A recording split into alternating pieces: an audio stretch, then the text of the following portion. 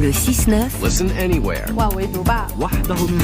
sur France Inter. Géopolitique, bonjour Franck Matvon. Bonjour Ali, bonjour à tous. Cette fois, les Ukrainiens eux-mêmes l'admettent, la contre-offensive est un échec et le conflit est dans une impasse. L'homme qui reconnaît cela, c'est le chef d'état-major de l'armée ukrainienne en personne, le général Valery Zaloujny, accorde une interview passionnante à The Economist. Et voici ce qu'on apprend. D'abord, Zaloujny admet qu'après 5 mois d'une contre-offensive qui devait être décisive, ses troupes ont avancé de 17 km, seulement 17 km. L'attaque était pourtant conçue pour percer les lignes ennemies de 30 km par jour, mais les champs de mines, l'artillerie et les drones russes ont freiné les Ukrainiens. La contre-offensive n'a pas tenu ses promesses. Deuxième enseignement, Zaloujny estime que la technologie explique cette impasse. Il dit avoir pensé que le problème venait des hommes. Il a changé certains commandants, mais ça n'a fait aucune différence. En fait, le général ukrainien constate qu'avec les équipements actuels, il est impossible aujourd'hui de prendre l'ennemi par surprise.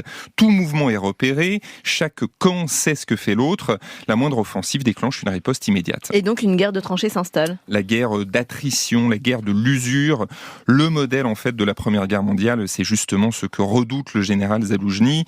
Il a cru qu'un très lourd bilan côté russe arrêterait la guerre, mais la perte de 150 000 soldats russes, d'après son estimation, n'a rien changé. Pour Moscou, la vie a peu de valeur et Vladimir Poutine est prêt à sacrifier de très nombreux soldats pour ne pas perdre la face. La ligne de front, longue de plus d'1 millier de kilomètres, a donc à peine bougé depuis 1 an et la libération de Kherson, dans le sud.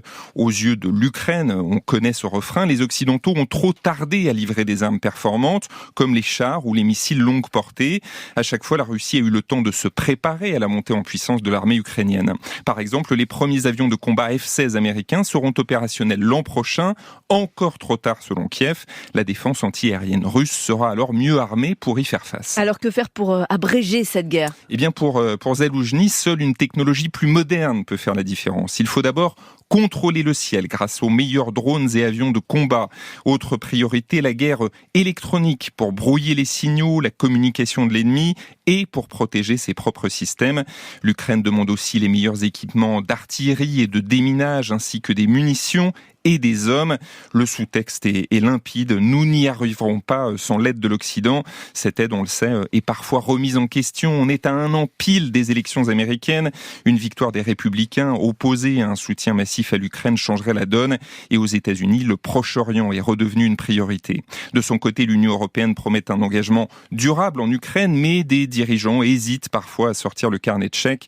Un diplomate nous confiait cette semaine, les sommes qui seront bientôt demandées aux 27 sont énorme. Vladimir Poutine mise précisément sur une guerre longue et la lassitude de l'Occident pour sortir vainqueur du conflit.